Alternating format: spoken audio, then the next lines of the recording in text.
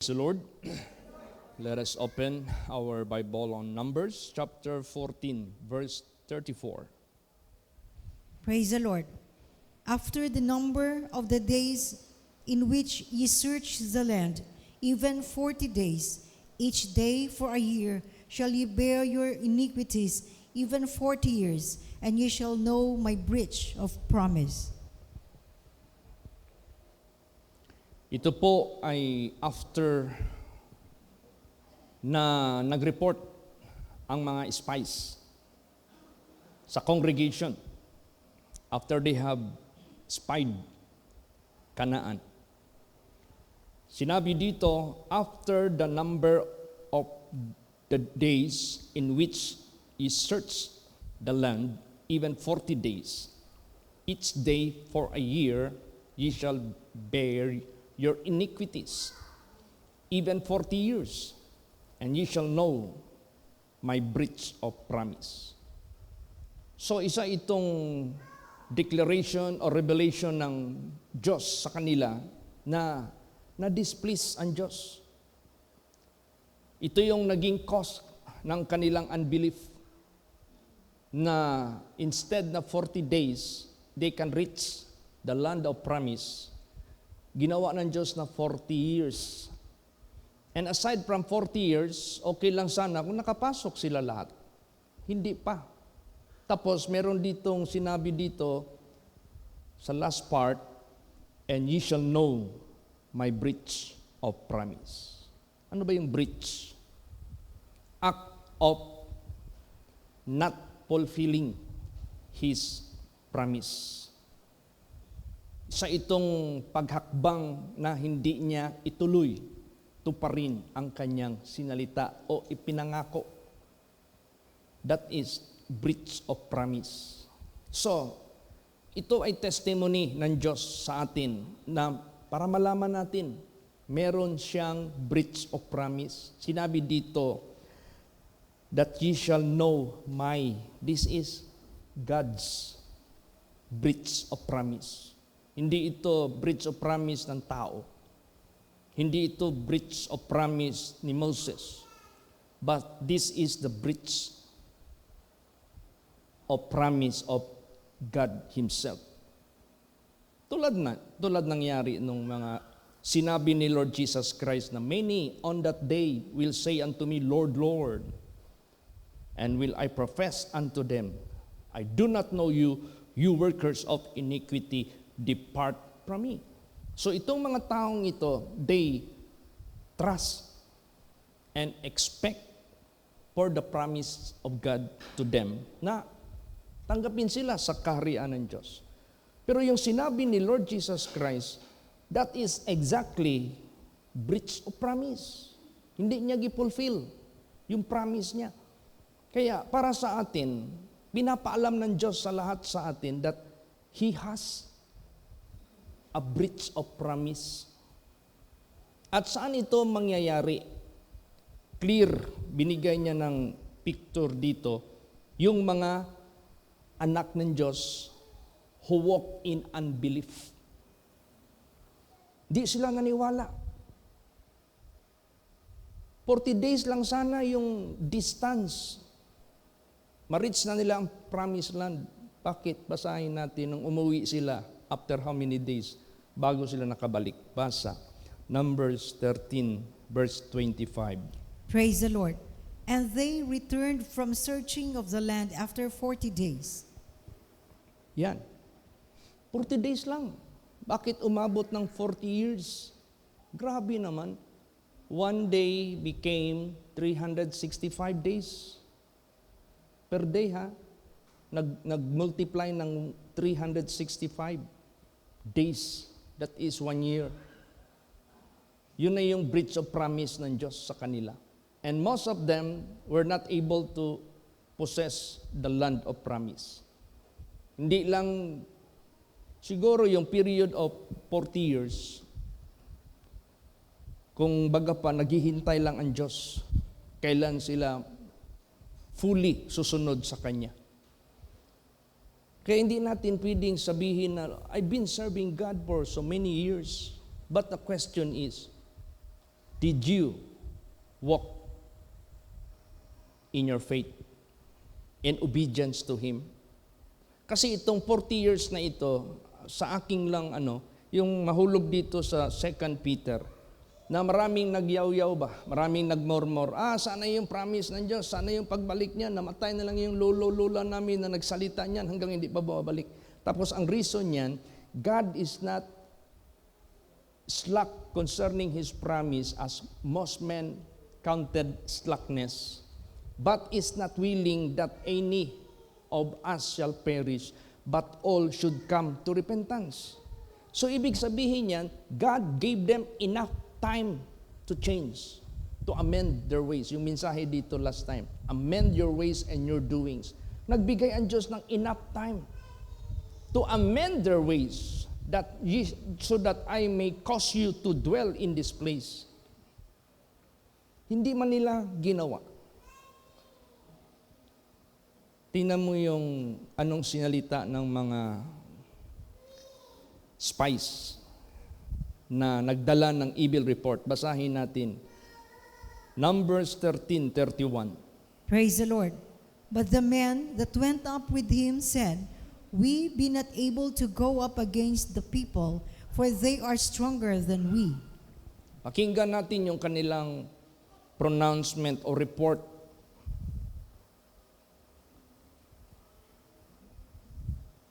Sinabi dito, we be not able to go up against the people, for they are stronger than we.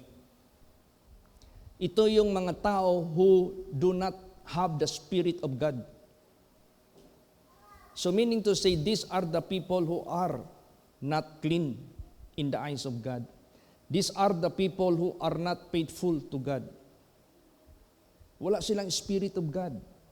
This is not the battle of us and Satan. This is the battle of the greater and the lesser.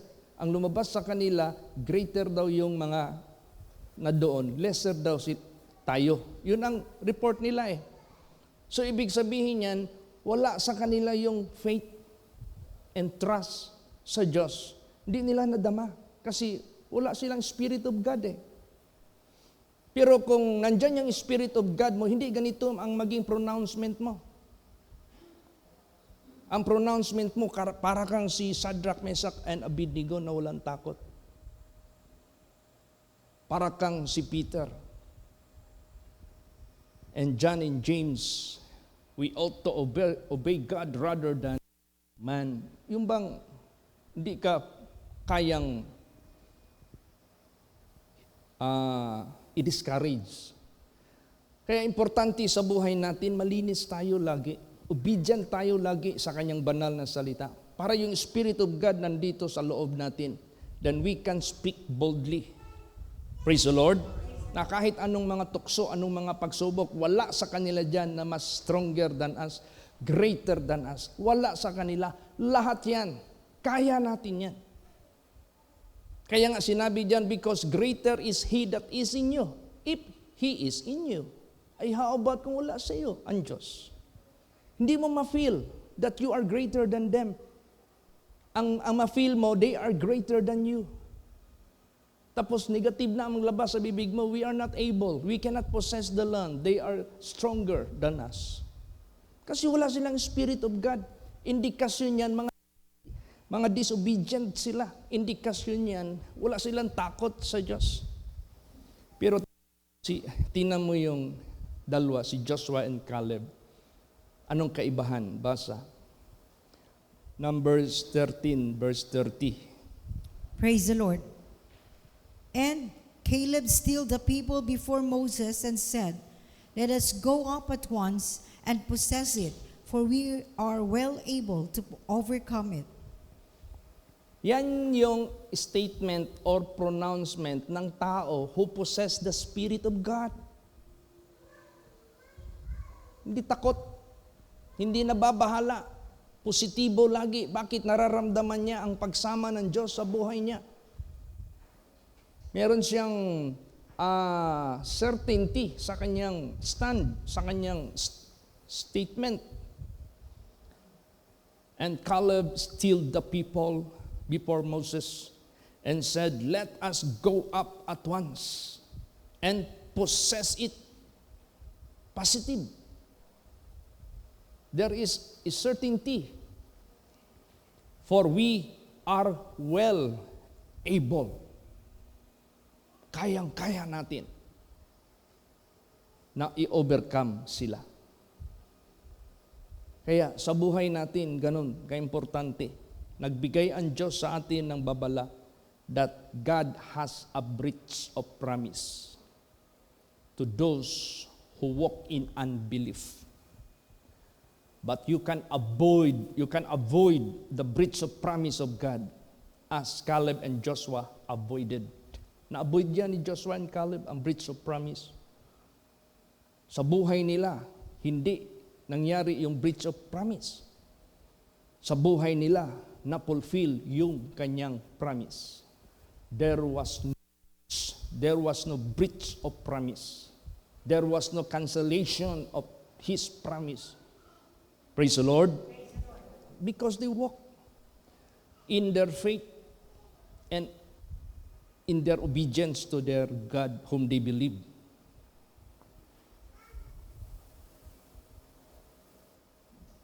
Kaya therefore, sa buhay natin, warning yan. Alam mo, mahalaga itong warning. Kanina, nagbiyahe ako from town. Pagbalik ko dito, meron akong nasulyapan dito sa may itong main road sa Pequeño. Bakit sabi ko, bakit mayroong red and blue light na ganun? I was thinking, mga police or authority na naga-GO or naga-huli ba kung sino mga overspeeding, ganun. O kaya maghuli ng mga binagbabawal na ginagawa ng mga drivers sa pagdala ng mga sasakyan. Pag malapit na ako, so malayo pa ako, iniiwasan ko na yung area na yon kasi alam ko mayroong light na gano'n. Nung malapit na ako, may mga hadlang ba, yung mga barriers na nilagay. Dahil sa light na yon, na-aware ako na meron palang danger doon na area. Pagtingin ko, ang lalim ng hukay. Square. What if mahulog ako doon? Nangyari yan sa Cavite. Ang dami nang namatay.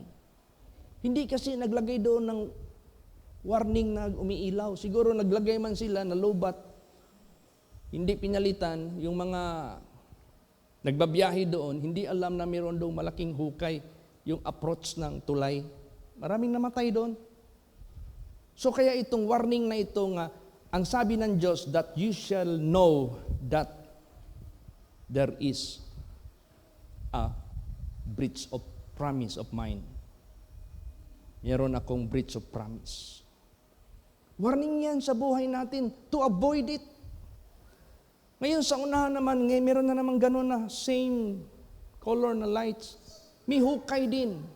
Next naman sa unahan, meron din gano'n, may hukay din. Sabi ko, good.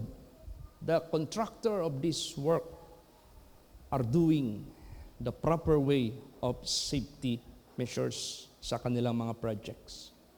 So ang Diyos, itong pronouncement ng Diyos, gusto niya lang sa atin to let us know that He has the breach of promise for us to avoid. Hindi niya ito sinabi because He's going to fulfill it whether you are walking in obedience and in faith. Mangyayari yan sa iyo? No. Warning ito sa Diyos sa buhay natin. Nangyari lang ito sa mga walang faith na hindi naniwala sa Kanya. Tingnan natin, basahin natin ang Jeremiah 18:9 hanggang 10. Praise the Lord. And at what instant I shall speak concerning a nation and concerning a kingdom, to build and to plant it.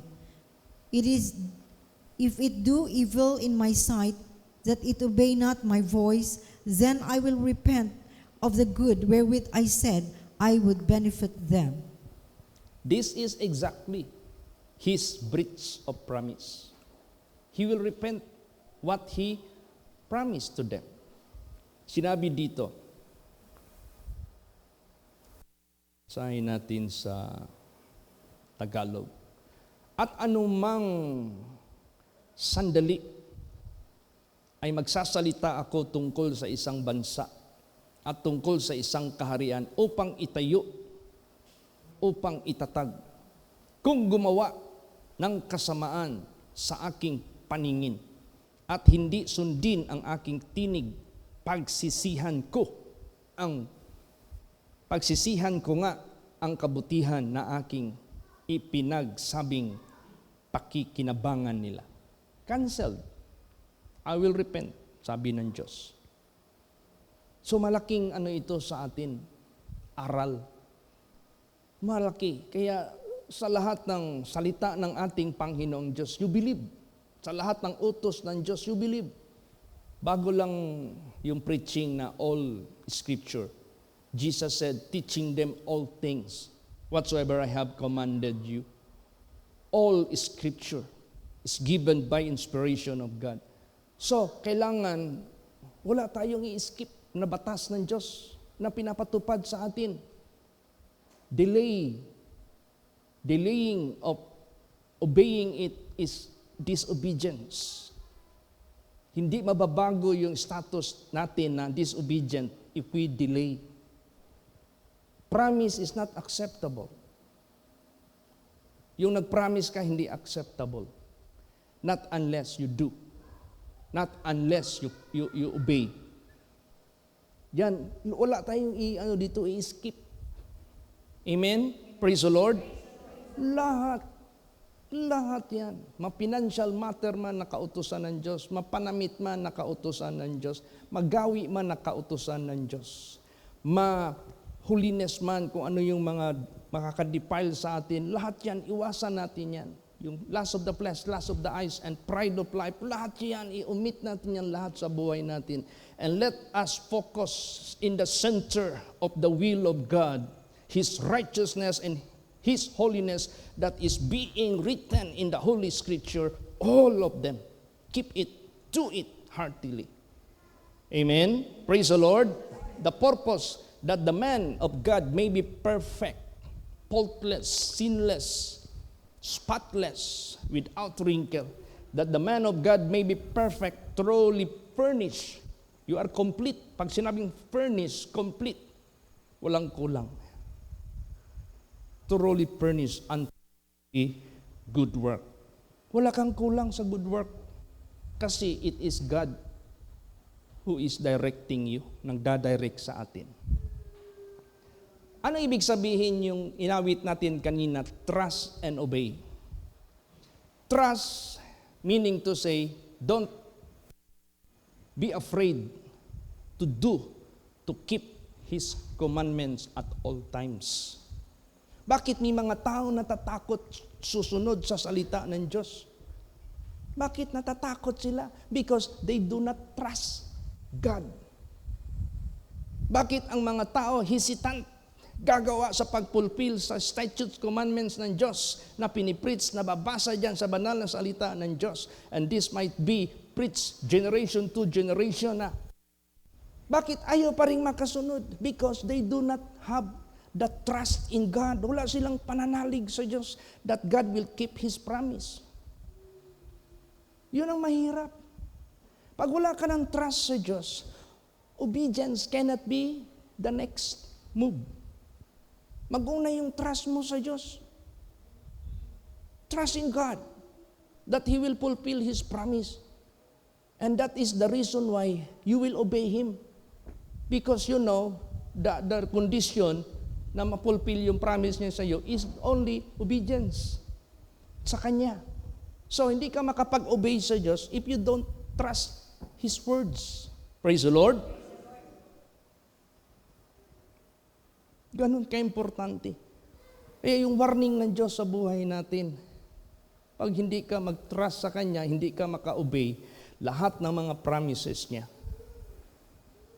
hindi yan mangyari. Sayang. Kaya yung sinabi dito, And ye shall know my breach of promise. Gusto niyang ipaalam na meron siyang breach of promise para to avoid. How can you avoid it? Look at in Joshua. Tingnan mo si Joshua. How they trust the word of God. How they trust His promise. And they obey. Saan ang obedience nila? Nakakonect doon sa servant of God na ginagamit ng Diyos, which is Moses. Anong indikasyon na hindi sumunod ang children of Israel like Datan, Korah, and Abiram and the rest na namatay doon sa wilderness at hindi nakapasok sa land of promise? Yung kanilang connection sa prophet of God, they destroy it. Sinira nila. Hindi sila naniwala that he is a man of God. Useless. Kaya napaka-importante yan. Life testimony ko ito when I reached, ginamit lang si Pastor Samuel Gabre. I treated him as the man of God. What he is telling me and preaching before me, 100% I believe. And praise the Lord, none of those promises of God nagsinungaling. Praise the Lord. No regrets ang ginawa mo. Katulad ni Joshua and Caleb. Pero tingnan mo yung mga pronouncement ng mga hindi naniwala sa Diyos sa paggamit kay Moses. They are full of regrets. Dami nilang mga pagmahay sa kinabuhi. Kaya nga, they are full of murmurings and complainings. Napakarami nilang dinidescribe sa buhay nila unfulfilled promises of God. Yung promise of God, unfulfilled. Dahil sa kanilang unbelief. Kaya, therefore, sa buhay natin, napakahalaga yan. Yung ating pananampalataya sa Diyos. If you believe Him, you must believe whom He hath sent. Praise the Lord. Kung maniwala ka sa Kanya, maniwala ka sa pinapadala ng Diyos. So anong advice sa atin lahat? Basa Hebrews 4:1. Praise the Lord. Let us therefore fear, lest a promise being left us of entering into His rest, any of you should seem to come short of it. Yan. Ito na yung solusyon. Ito na yung recommendation. Ito na yung counsel. Ito na yung advice ng Diyos sa atin to avoid His breach of promise. Let us therefore fear, lest a promise being left us of entering into His rest, any of you should seem to come short of it. Takot tayo. Baka yung iniwan niya sa atin na mga pangako, hindi natin maabot. Pag sinabing come short of it, you failed to reach. Hindi mo naabot. Hindi na fulfill sa buhay mo. Was not granted sa buhay mo. Either eternal life, kingdom of God, or dito man sa buhay sa sanglibotang ito. Hindi granted. Kung mayroong mang granted, deception ni Satanas, deception ng Diablo, yung ginagawa ng maraming mga wicked, without holiness, without righteousness, without believing God, without keeping His statutes, nag-aasinso sila. But how it is being described, when David reached the sanctuary, he understood their end. They are just like a man that is dreaming. When he awoke, everything are gone. They are just being put in the slippery places. Unstable. Mawala lang ang lahat. Wala. Walang eternal benefit, kumbaga pa. Kaya, mag-ingat tayo. Matakot tayo sa ating Panginoong Diyos. Anong panggawin natin? Hebrews 4:11. Praise the Lord.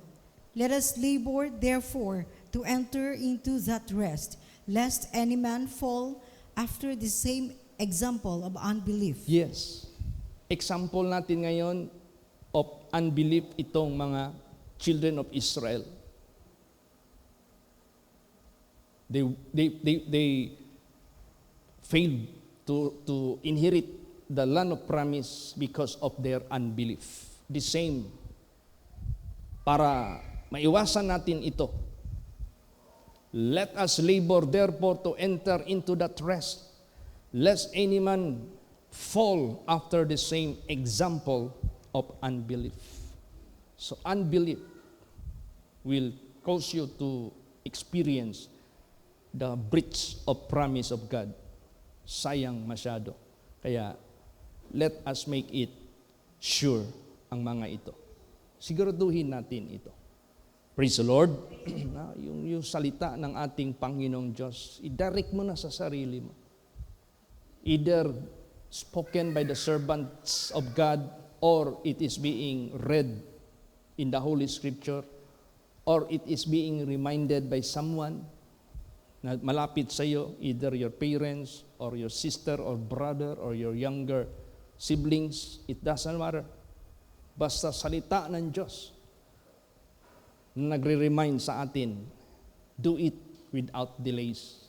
Praise the Lord. Walang delay. Huwag ka nang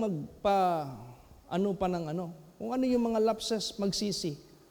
Pag binigay na ng Diyos sa iyo ang time that you can show unto God, na nag-reform ka, na nagbago ka, ipakita mo kaagad sa ating Panginoong Diyos. Kasi pag i-delay mo yan, nakawin niya ng masamang espiritu.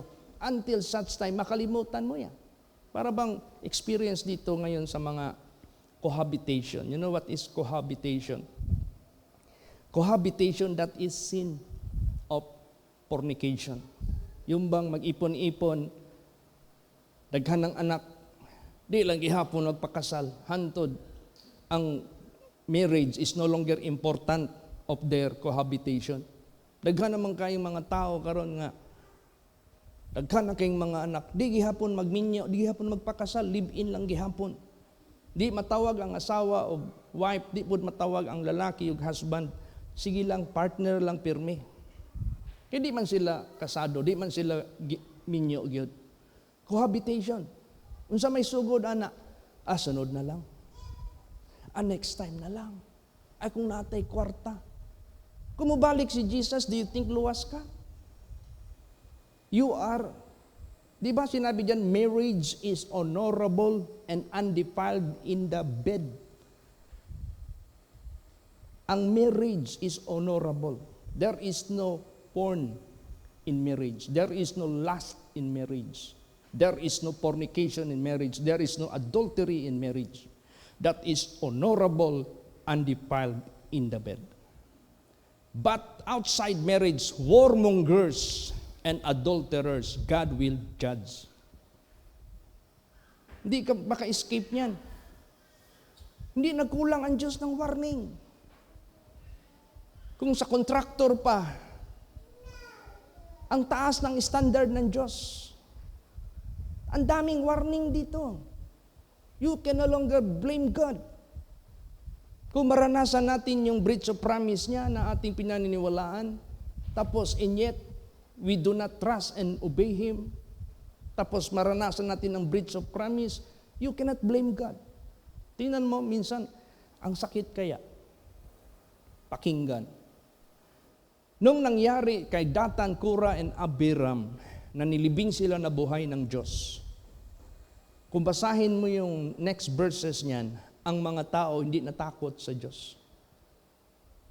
They keep on fighting. Moses, you killed them.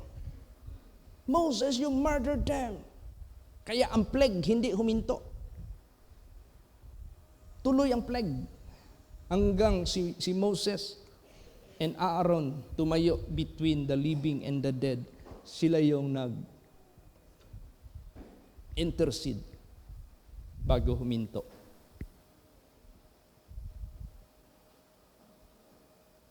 Hindi natin kaya yan. Pigilan. Ang breach of promise ng Diyos. Not until, not unless we humble and turn from our wicked ways. Yung mensahe kaninang umaga, napaka-liwanag ang devotional. Turn from your disobedience or be condemned. Be condemned by God. Tumalikod ka sa iyong disobedience or hatulan ka ng Diyos sa iyong ikakapahamak. Yun lang, wala ka ng opsyon. At sinabi doon, God is angry with the wicked every day. There is no day God is not angry against the wicked unless they turn. If they turn, mawala yung anger ng Diyos sa kanila. So, at least pinapapil ng Diyos sa atin. What is the appropriate move to do? Praise the Lord. Huwag tayong manatiling hearer only, huwag tayong manatiling observer only, huwag tayong manatiling parang walang pake sa ating buhay. Huwag. Hindi natin alam. Napakabilis ng takbo ng panahon. Last verses. Hebrews 2:1 hanggang 3. Praise the Lord. Therefore, we ought to give the more earnest heed to the things which we have heard, lest at any time we should let them sleep. For if the word spoken by the angels was steadfast, and every transgression and disobedience received a just recompense of reward, how shall we escape if we neglect so great salvation, which at the first began to be spoken by the Lord, and was confirmed unto us by them that heard him? Yes. Napakarami ng examples ang ginawa ang Diyos. Therefore, we ought to give the more earnest heed to the things, plural na marami na, we have heard the angels led by Lucifer were cast down and are reserved to eternal damnation. We have heard the people in Noah's days were drowned by the flood. We have heard, dagkan na kaitang nadungog. Lest at any time we should let them sleep. Baka maya-maya sa anumang oras, hinayaan na lang natin yung mga bagay na yon as our lesson because we keep repeating the wrong doings. Balik-balik pa rin yung mga mali nating gawa. We let them, those lessons, slip in our mind. Tinanggal natin. Ayun nagsalita ng mga masyadong provocative si RJ. I am keeping my mind to Jesus, not to move wrongfully. Praise the Lord. We must be consistent in our obedience. Amen? Kailangan consistent. Kasi kung hindi tayo consistent sa ating obedience dyan sa ating Panginoon Diyos, maputol yung momentum. Maputol ang momentum. Pag maputol ang momentum, gagawa ka ng disobedience. Pag gagawa ka ng disobedience, ang breach of promise will take effect against you. And Satan will claim you. And Satan will, sabi nila, kasi may taning kasi yung bahay doon na inarkilaan ni RJ. Kaya pinasukan siya. Kahit saan ka magpunta. Pag walang loophole sa buhay mo, kahit ilan pang milyon na demonyo, hindi yan makatouch sa iyo. Pero kung may loophole ka, kahit saan ka pa magpunta, pasukan ka talaga ng dyablo. Kasi walang ibang trabaho si Satanas. Sisilain ka talaga. He is a roaring lion seeking whom he may devour. He is seeking opportunity against us. Kung sino yung masisila niya. Kaya pala napansin ko ilang taon na siguro, iba na yung pakitungo niya sa akin. Na-offend pala siya, na nirebuke ko siya. Basahin mo yung Bible. Hindi mo pwede ma-omit yung rebuke, reprove sa katotohanan ng Diyos. And that is out of the love of God sa buhay natin. Pag hindi ka maka-stand sa rebuke at hindi mo sinunod yung sinabi ng Diyos and be zealous, dapat maging masigasig ka lalo after you are being reproved or rebuked. Hindi man. Nag-fight against naman siya sa akin. Lumaban naman siya. Iba na yung kilos niya. Tagal ko na yun naramdaman. Dinidisregard ko lang hanggang kiful niya na doon. Pag may bangag ka, may loophole ka spiritually, ambakan yung kag masamang espiritu. Kaya sa buhay natin, pagpakinig pagpaminaw sa pulong sa Diyos ay pagtanga-tanga. Catch tanan ba? Tumana tanan, one by one, all. Amen? Praise the Lord. Ayaw pag-selective. Fix your life with God. I-fix mo, ayuhang imong kinabuhi din ha sa Diyos. Pakita imong trust din ha sa iya ha. Kung naman tayo mga lapses sa mga kaniadto because we do not trust God, nakalusot ang daotang espiritu nga naka-disobey ta, ayaw na nausba. Willing pa ang Diyos. Nag-offer pa ang Diyos if you turn, sabi ng Diyos. Tumatalikod lang mo sa inyong mga wrongdoings. Kaya, do not neglect, sabi dito. Therefore, we ought to give the more earnest heed to the things which we have heard, lest at any time we should let them slip. For if the word spoken by angels was steadfast, and every transgression and disobedience received a just recompense of reward, walang nakalusot sa mga unbelief, sa mga disobedient, sa mga transgressor, how shall we escape if we neglect the salvation which God is offering to you through faith and obedience? Kung in-neglect pa natin yan, we cannot escape the wrath of God because He is already offering the great salvation, which at the first began to be spoken by the Lord Jesus and was confirmed unto us by them that heard Him. So, therefore, warning is very necessary. But the next, dealing with the warning so that you can avoid the accident, the disgrace, the destruction. Yan ang purpose niya. Magpalayo na tayo sa unbelief. Huwag mo nang lingunin yung unbelief na yan.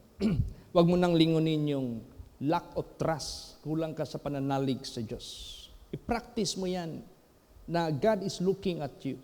I-practice mo yan. God is listening you. I-practice mo yan. God is watching you. Be conscious. Meron tayong awit na Jesus is near. Di ba? Anong title niya? Hindi. Yung He is conscious. I am conscious. Yes.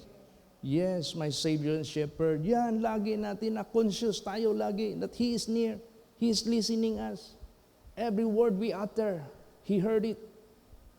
Every thinking that we think, He can read it. Lahat yan, alam ng Diyos yan. Every word we utter, He can understand it. Sabi pa ni David, if I'm going to think about this, it's too high for me. Dahil ang Diyos, alam niya, may down-sitting, may uprising, may lying down, may thought afar off. Alam niya yung iniisip ko sa malayo. Alam ng Diyos, before I uttered any word, He knows what I am going to speak. Ganon ang Diyos natin. So kung yun ang consciousness natin, na nandyan siya lagi nag-watch sa atin, so let us stand in awe of Him and sin not. Para yung promise ng ating Panginoong Diyos, talagang may mga tukso man, may mga pagsubok man, you can stand. You can speak against them. Praise the Lord. Hindi ka give in sa tukso, hindi ka mag-give in sa mga pagsubok, manglupaypay ka lang. You have something to speak out of courage, out of boldness, because you trust in God and you obey God. Na meron kang Spirit of God sa sarili mo. Maramdaman mo ba yan? Alam mo, ma-discern mo yung tao if he is spirited. Kung nandyan yung Spirit of God. Wala kang takot. Kaya ganun ang ka-importante. So every word of God, ito yung alam mo yung word of God, this is like, this is how God made Adam a living soul when He breathed the breath of life. So ang word of God is the breath of life sa soul natin para mabuhay tayo. Inhale, absorb the word of God. Yan yung magbibigay buhay sa soul natin para yung promises ng Diyos. Mangyayari lahat yan. Dito pa lang sa sanglibutang ito at sa kabilang buhay. So, warning, basahin ko uli. After the number of the days in which ye search the land, even 40 days, each day for a year, ye shall bear your iniquities. Ito yung parusa ko sa inyo. Sa inyong mga unbelief, sa inyong mga rebellious spirit. Even 40 years. Grabe, pahirap. And ye shall know my breach of promise. Pakilala ko sa inyo na hindi ko gagawin yung aking binitawang pangako sa inyo. Napakasakit. Ang pinakamasakit na marinig ng mga tao, yung pagsabi, kung sabihan ka ni Jesus, I do not know you, depart from me, you workers of iniquity. Dahil sa lahat ng warnings binigay ng Diyos dito sa lupa, nung buhay ka pa, you neglect, you disregard, you take, iniisi-isi mo lang. It's not important for you. It's not necessary for you. Wag. Kung meron man tayong bibigyan ng importance, ito talaga, ang salita ng Diyos. That is life for you. It is the Spirit that quickeneth, the flesh profiteth nothing. The word that I speak unto you, they are spirit and they are life. Kung di natin yan i-absorb in obedience, kahit pinakinggan natin yan, and we do not obey, you resist it. You neglect it. You abhor it. Ang ibig sabihin yan, receive and keep it in the eyes of God. Sigurado yan. Maka-avoid ka sa breach of promise. Sa naranasan ng napakarami ng children of Israel. Kaya, matakot tayo para yung promise ng Diyos hindi ma-short tayo. Hindi natin maabot. Kailangan maabot talaga natin yan 100%. Amen? Praise the Lord.